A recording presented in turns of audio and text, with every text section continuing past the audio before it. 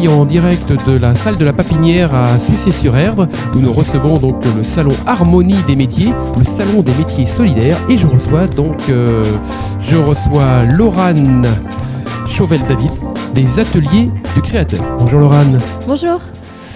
Alors parlez-nous un petit peu de votre activité. Vous faites de la peinture, décoration ? Oui, alors peinture décoration, c'est vraiment le cœur de mon métier.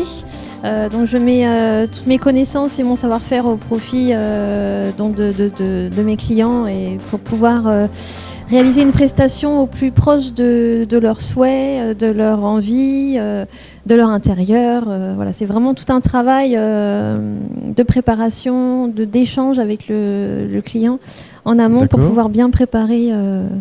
D'accord, donc vous faites peinture, décoration, vous faites aussi des bandes placo-plâtre. C'est important ça pour vous de vraiment maîtriser tout de A à Z en fait. Oui, voilà. En fait, en décoration, on peut utiliser les peintures les plus chères du monde. L'important, c'est la préparation.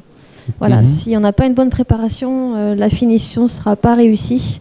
Et c'est vraiment très important et de pouvoir justement maîtriser de A à Z toutes les étapes de la préparation à la finition, c'est très important pour avoir un travail vraiment nickel. D'accord, donc vous êtes à Pontchâteau, vous me disiez que tout à l'heure vous rayonniez à peu près à 1 heure autour de Pontchâteau. Voilà, on peut citer quelques communes à 1 heure ? Alors à 1 heure, on va avoir du côté de Nantes, Saint-Herblain, Sucy-sur-Erdre bien sûr. Côté nord, on va aller sur la Gacilly. À l'est, Nord-sur-Erdre ou plus loin.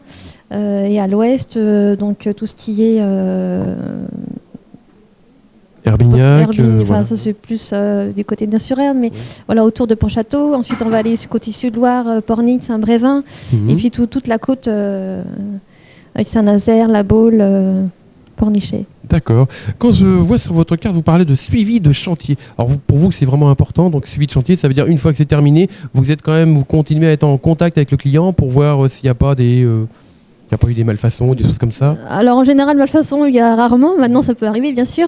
Non, le suivi de chantier, c'est surtout, en fait, puisque comme je suis créateur de projet, je travaille avec des artisans. Donc j'ai créé mon propre réseau d'artisans tout corps d'État que je mets à disposition de mes clients pour leurs projets, pour pouvoir leur proposer une prestation complète. Donc en fait, le suivi de chantier, c'est le suivi du chantier de mes artisans sur chaque chantier, en fait. Donc déjà, au moment de préparer le dossier avec mon client, je lui demande exactement ce dont il a besoin. S'il a besoin d'un plombier, d'un électricien, d'un plaquiste, voilà, tout corps d'État. Je lui apporte mon réseau.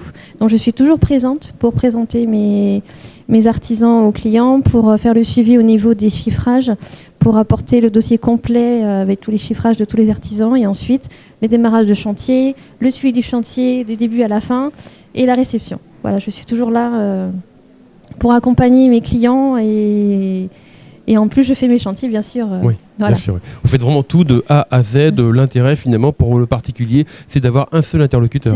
C'est ça.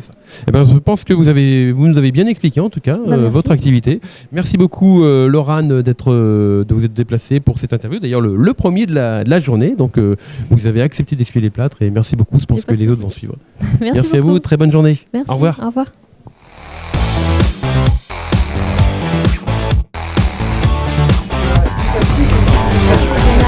D'art contemporain.